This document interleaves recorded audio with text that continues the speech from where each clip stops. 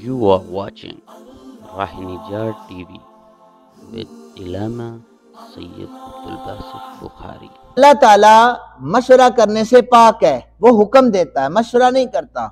تو فرشتوں سے کیا اللہ نے مشورہ کیا؟ فرشتوں میں اپنا خلیفہ بنانے لگا ہوں؟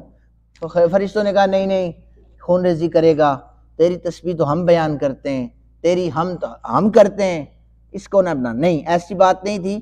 اللہ تعالیٰ نے فرشتوں کے سامنے اپنے حکم کو رکھا۔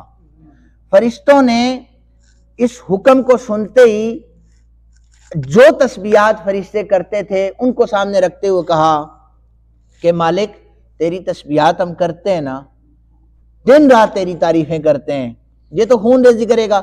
اب فرشتوں نے یہ کیوں کہا کہ انسان خون ریزی کرے گا؟ فرشتوں کو کیسے پتا تھا؟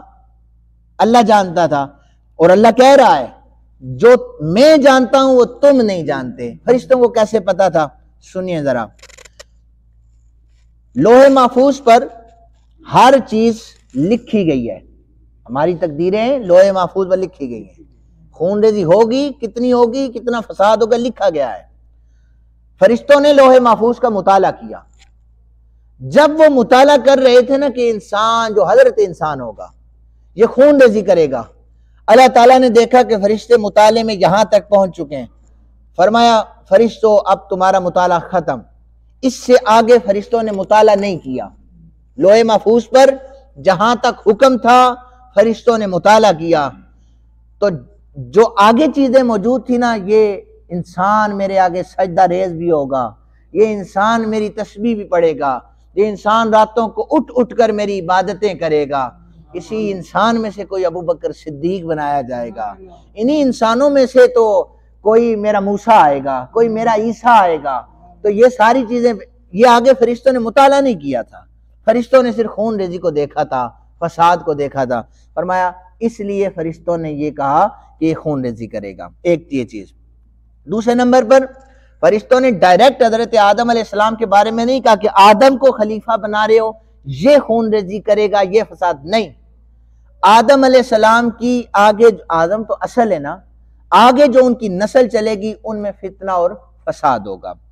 اس کے بعد ایک اور جو اعتراض ہے، اب فرشتوں نے یہ کیوں کہا؟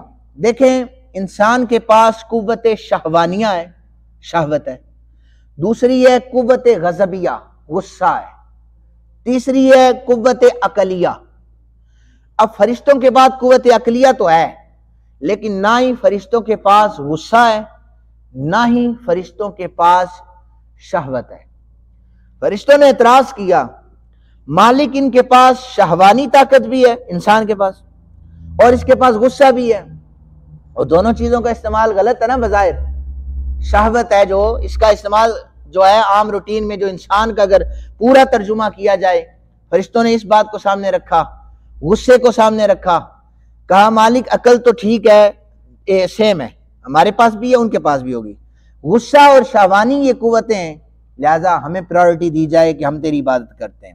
اب جواب ان کا یہ ہے، فرشتوں اگر اس شہوانی قوت کو اعتدال کے ساتھ، شہوانی جو ہے قوت اعتدال کے ساتھ اگر حضرت انسان اس پر عمل کرے گا تو یہ شہوانی قوت عفت بن جائے گی۔ کیا بن جائے گی؟ میاں بیوی کا نکاح ہوتا ہے، جب شادی ایک جوڑا ہوتا ہے، اس وقت جب یہ شہوانی قوتیں پوری ہوں گی تو یہ گناہ نہیں، یہ عفت بن جائے گی۔ تو اس لیے اس خاصیت میں یہ تم سے افضل ہو گئے۔ دوسرے نمبر پر فرمایا کہ تم کہتے ہو نا ان میں غضب اور غصہ ہوگا، اگر اعتدال سے یہ غصے کو استعمال کریں تو یہ غصہ نہیں بلکہ شجاعت بن جائے گا۔ تو اے میرے فرشتوں، ان میں جو شہوانی قوت ہے اعتدال سے استعمال کریں تو عفت بن جائے گی، اگر جو غضب کی قوت ہے اعتدال سے استعمال کریں تو وہ شجاعت بن جائے گی۔ تو گویا تمہارے پاس تو صرف قوت عقلیہ ہے، حضرت انسان کے پاس قوت شہوانیہ اور قوت غضبیہ دونوں موجود ہیں، دونوں صلاحیتیں تم سے بلند ہو گئی، اس لیے حضرت انسان تم سے افضل ہے۔ کیا ہے؟ افضل ہے۔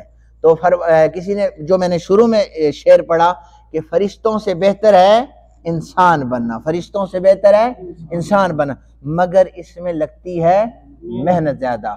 میں دعا کرتا ہوں اللہ تعالی ہم سب کو سمجھنے کی توفیق عطا فرمائے۔ وما علینا الا البلاغ۔